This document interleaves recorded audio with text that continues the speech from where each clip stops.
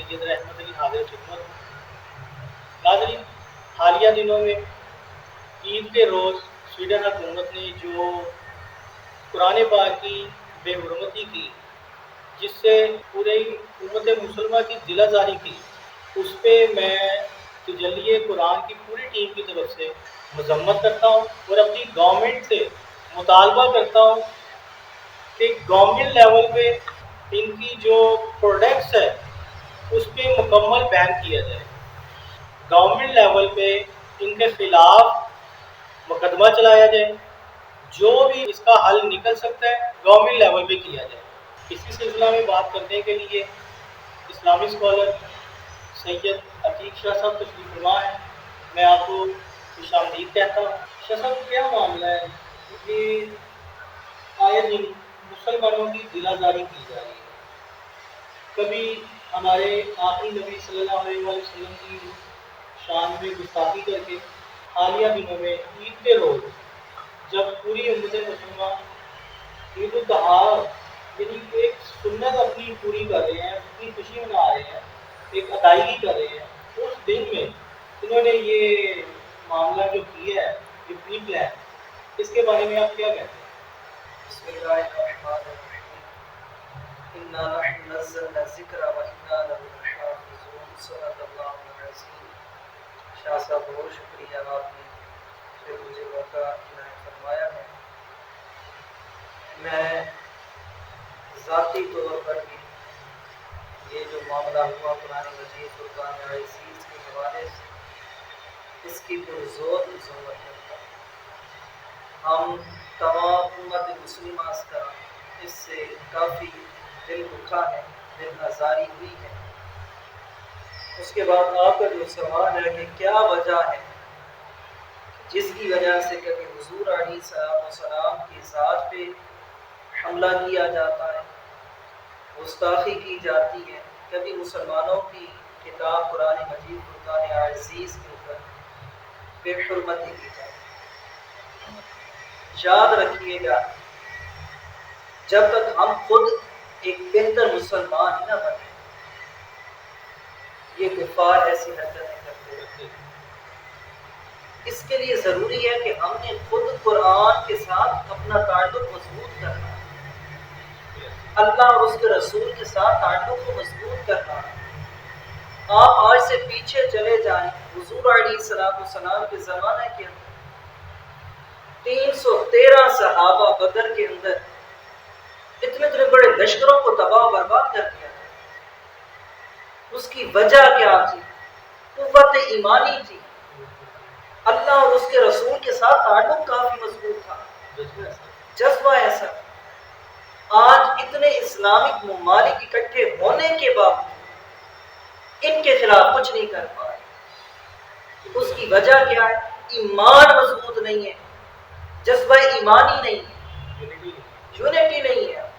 پھر اس کے بعد اللہ اور اس کے رسول کے ساتھ ہمارا جو ہے وہ تعلق اتنا مضبوط ہے ہی نہیں۔ اور یاد رکھیں، کفار جتنا مرضی کر لیں، وہ اللہ کا قرآن فرماتا ہے انا نحن نزلنا الذکر وانا له لحافظون، بے شک ہم ہی اس قرآن کو نازل کرنے والے ہیں اور ہم ہی اس کی حفاظت کرنے والے ہیں۔ یہ جتنا مرضی کفار کوشش کر لیں، لیکن ہمارے قرآن کتاب کو کوئی حرف ان کا جو مٹا تک نہیں سکتے۔ کفار کہا کرتے تھے یہ قرآن قصے، یہ تو قرآن نہیں ہے، یہ تو قرآن واقعات ہے۔ لیکن اللہ نے قرآن مجید کے اندر فرمایا نا پھر کہ اگر کوئی ہے تم اس کا مقابلہ کر سکتے تو اس کی مثل کوئی صورت ہی لے آؤ، کوئی ایک آیت لے آؤ نا، تو نہ لا سکے۔ یاد رکھیں، قیامت تک قرآن کے اندر کوئی تحریف نہیں کر سکتا، کوئی اس کی زبر زیر نہیں ہٹا سکتا۔ اور میں یہ بیرون ممالک میں جتنے بھی کفار ہیں، میں ان سے سوال کرتا ہوں، آپ یہ چاہتے ہو نا کہ قرآن جو ہے ختم ہو جائے، یہ تمہاری بھول ہے۔ ہماری کتاب کو ختم کرنے کے سوچنے والوں اس طرح بھی سوچو نا، اس کو سینے میں بسائے گا بھی تو کتنے دلوں کو نکال کر پھینکو۔ ہر گھر کے اندر الحمدللہ حفاظ موجود ہے، آپ یہ بالکل اس طرف سے الحمدللہ ہم وہ ہیں کہ اللہ نے ہی اس کو نازل کیا ہے اور وہ اس کی حفاظت کرنے والا ہے. لیکن سوال ہمارا یہ ہے کہ اتنی جرت ان کو کیوں ہے؟ آج کہاں کے محمد بن قاسم؟ آج تاریخ کو اٹھا کر دیکھے نا کہ جب بھی مسلمانوں کے اوپر وقت آتا تو وہ اکٹھے جب ہوتے تھے نا اتنے بڑے لشکروں کو برباد کرتے تھے. آج اتنے اسلامی ممالک جی ہماری کانفرنس ہو رہی ہے، سارے اسلامی ممالک اکٹھے ہو جاتے ہیں. کیا یہ پہلی بار ہو؟ اس سے پہلے ناروے کے اندر، اوسلو کے اندر یہ معاملہ، پھر اس کے بعد حضور کی شان میں گستاخیاں. ان کو مسئلہ ہی نہیں ہے. ان کو پتہ ہے کہ مسلمانوں کے اندر جذبہ ایمان ہی نہیں ہے. انہوں نے اپنی تعلیم کے ذریعے ہمارے اندر سے جذبہ ایمانی کو ختم کر دیا. انہوں نے اپنے رسم و رواج ہم مسلمانوں کے اندر منتقل کر دیا. آج مسلمان جو ہے اس نے قرآن اور حدیث کو چھوڑ دیا، اس نے کفار کی بات کو مان لیا، انہی کے رسم و رواج کو اپنے اندر منتقل کر لیا، انہی کے جو تعلیمات تھی ان پہ عمل کرنا شروع کر دیا. ہم نے قرآن کو چھوڑ دیا جس کی وجہ سے ہم ذلیل و رسوا ہو. باتیں تو ہم کر رہے ہیں لیکن پریکٹیکل نہیں ہے ہمارے. وہ اقبال، علامہ اقبال رحمہ اللہ تعالیٰ نے کیا خوبصورت اشعار میں کہا تھا نا، تو زمانے میں ہوئے معزز، وہ زمانے میں ہوئے معزز قاری قرآن ہو کر اور ہم خار ہوئے تاریخ قرآن. آپ فرماتے ہیں کہ پہلے زمانے میں لوگوں کو عزت بلندی مقام ملا، اللہ نے مسلمانوں کو کفار پہ غلبہ کیا، اس کی وجہ کیا تھی؟ تو قرآن کو پڑھا تھا. اور ہم آج ذلیل و رسوا ہوئے، وجہ کیا ہے؟ تاریخ قرآن ہو کر ہم نے قرآن کو چھوڑ دیا.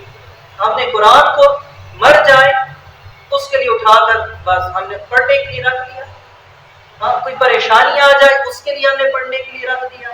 یقین مانے ہمارے گھروں کے اندر قرآن کے اوپر اتنی مٹی پڑی ہوتی ہے، سارا سال قرآن نہیں پڑھتا. چاہیے موقع آتے جس میں قرآن پڑھو. پھر ہم کہتے ہیں کہ ہمارے دل سے جذبہ ایمانی ختم ہوتا جا رہا ہے. آج ہمارے بچے، ہم خود اس میں ملوث ہیں، 8-10 گھنٹے مسلسل نیٹ پہ بیٹھے رہیں گے. ایک کفار نے ہمیں طریقہ کار بتا دیا نا برباد، ہم نے ان کو اپنا لیا اور ہمارے بچے یا ہم پورے 24 گھنٹوں میں سے کتنی دیر اللہ کی قرآن کی تلاوت. اللہ قرآن جو ہے وہ پہاڑوں پہ نازل کرتا تو پہاڑ ریزہ ریزہ ہو جاتا. لیکن آج کیا ہے، مسلمان پڑھتا ہے اس کا جذبہ ایمانی بڑھتا ہی نہیں ہے. ہم جب تک اپنا قبلہ درست نہیں نہ کریں گے ہم اسی طرح مار کھاتے ہیں، ہم کبھی کامیاب نہیں ہو سکتے. آئے روز کفار ہمارے نبی کی شان میں قرآن کے اندر ہمیشہ گستاخی کرتے رہے.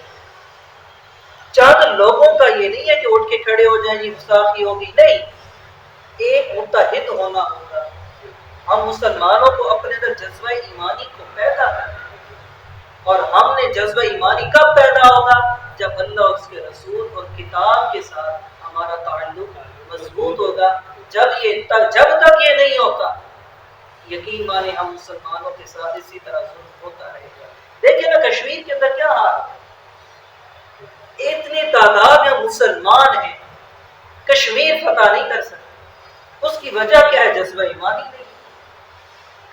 جہاں برما کے اندر کیا ظلم کے پہاڑ انتہا ہو گئی، ہمیں کیا فرق پڑا؟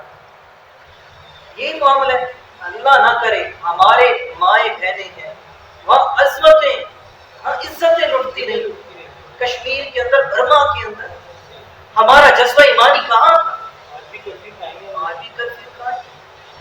اللہ اور اس کے رسول کے نام لیوا آج تکالیف مصیبتوں کے اندر مبتلا ہے. اس کی وجہ یہ ہے کہ جذبہ ایمانی ختم. آج وہ مائیں چلا چلا کر بول رہی ہیں، کہاں کے محمد بن قاسم؟ کہاں ہیں وہ لوگ جو آ کر ہمیں بچائیں گے؟ محمد بن قاسم اب دوبارہ نہیں آئیں گے، ہم میں سے کسی کو بننا پڑے گا. اور وہ تب ہوگا جب جذبہ ایمان. اور پھر دیکھیں نا غازی علم الدین شہید رحمت اللہ تعالی، جذبہ ایمانی تھا نا. کیا وہ عالم تھے؟ کیا تھے وہ؟ ایک وہ جو ہے وہ پڑھائی تھے میرا خیال میں، ٹھیک ہے. تو عشق رسول کا دیکھیں نا ان کے اندر جذبہ کتنا تھا. نبی کی شان میں گستاخوں سے رہا نہیں گیا، آ کر اس نے واسطے جانو کر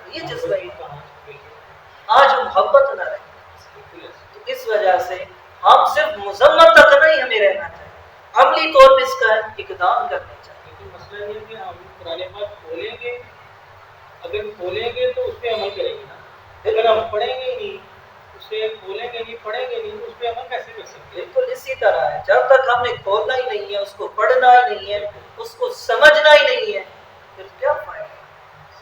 تو اس لیے جب تک ہمارا تعلق مضبوط نہیں ہوگا، ہم کبھی بھی کامیاب نہیں ہو سکتے۔ اس صورت میں امت مسلمہ کو کیا کرنا چاہیے؟ یہ بہت اچھا سوال کہ امت مسلمہ کی کیا ذمہ داری ہے۔ پہلی نمبر 1 پہ جو چیز ہے اتحاد۔ دوسرا، جب کوئی برائی دیکھی جائے گا، اگر آپ ہاتھ سے روک سکتے ہیں تو ہاتھ سے روکیں، زبان سے روک سکتے ہیں زبان سے روکیں، ورنہ اس کو دل میں برا جائے۔ اب ایک عام اس میں کس میں آ جاتی ہے نا، اب ہمارے ہاتھ میں کچھ ہے، ہم صرف زبان سے ہی اس برائی کو مذمت کر سکتے ہیں، ٹھیک ہے۔ اب یہ ہمارے حکمران کے اوپر، ہمارے حکمرانوں کو چاہیے کہ وہ ان کی جتنی بھی چیزیں مصنوعات ان کا بائیکاٹ کریں۔ سفارت خانہ جو ہے ان میں سے ان کے سفیر کو نکالیں یہاں سے، اس کو بند کریں سفارت خانے کو، تاکہ ان کو پتہ چلے کہ نہیں بھائی مسلمانوں کا دل دکھا ہے۔ اگر اسی طرح ان کے ساتھ ہم چلتے رہے، نہیں جی یہ معاملات، یہ ہم نے ایکشن نہ لیا، یاد رکھیں کل قیامت والے دن اس کے بارے میں پوچھا جائے گا، پوچھا جائے گا، ہر بندے سے اس کے حصے کا جو ہے سوال کیا جائے گا۔ ہاں بھائی تمہارے پاس اتنی طاقت تھی، تم نے کیا؟ زبان کی طاقت تھی، کیا تم نے زبان سے اس کو برا کہا؟ ہاتھ کی طاقت تھی، کیا ہاتھ سے روکا؟ تو ہمارے حکمرانوں کے اوپر یہ ذمہ داری عائد ہوتی ہے، ہم مطالبہ کرتے ہیں، ہم نے اپنے حصے کا کام کر دیا عام مسلمان نے، لیکن حکمران جو ہیں جتنے بھی عرب ممالک ہیں، مسلم ممالک ہیں، سب سے یہ مطالبہ ہے، سب مل کر متحد ہو کر اپنے سفارت خانے ان کے جو یہاں پہ ہیں ان کو بند کیا جائے، اور ان کی جتنی بھی مصنوعات ہیں ان کا بائیکاٹ کیا جائے۔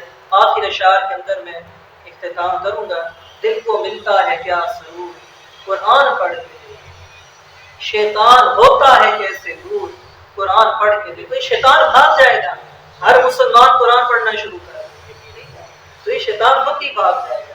اور اگلا شعر سنیے گا، اپنے گھروں میں اندھیروں کی شکایت کرنے والا ہوتا ہے کیسے دور قرآن پڑھ کے۔ اور آخر شعر اس کے اندر میں آپ کو عرض کر دیتا ہوں کہ مصطفیٰ کو منانے کا طریقہ کیا ہے۔ اس میں شاعر نے بڑا خوبصورت یہ کلام لکھا، اور یہ خوش قسمتی میری یہ کہ میرے یہ چچا نے کلام لکھا۔ اگر ان کو منا لینے کی آرزو ہے ہارون، ان سے مراد حضور علیہ السلام، ان کو منا لینے کی آرزو ہے ہارون، راضی ہو جائیں گے مصطفیٰ قرآن۔ اس سے تعلق مضبوط کیا جائے۔ اللہ رب العزت ہمارے ایمان کی حفاظت فرمائے، ہمیں جذبہ ایمانی عطا فرمائے، کفار کا مقابلہ کرنے کی توفیق عطا فرمائے۔ جی ناظرین، اسلامک اسکالر سید عتیق شاہ صاحب ہمارے ساتھ تشریف فرما تھے۔ شاہ صاحب نے بڑی تفصیل سے قرآن و سنت کے حوالے سے ہمیں واضح کیا۔ یقیناً قرآن پاک کو اگر ہم کھولیں گے نہیں، اس پہ عمل کیسے کر سکتے ہیں، اسے سیکھیں گے کیسے؟ لہٰذا کفار ایسا عمل کرتے رہیں گے، اس کے لیے تمام امت مسلمہ کو ایک یونٹ میں ہونا چاہیے۔ اور بلکہ میرا یہ ایمان ہے کہ سویڈن تو تباہ ہو جائے گا، لیکن قرآن پاک تمام مسلمانوں کے دلوں پہ ہمیشہ قائم و دائم رہے گا۔ انشاءاللہ اپنے نئے پروگرام کے ساتھ پھر حاضر ہوں گے، تب تک کے لیے اللہ نے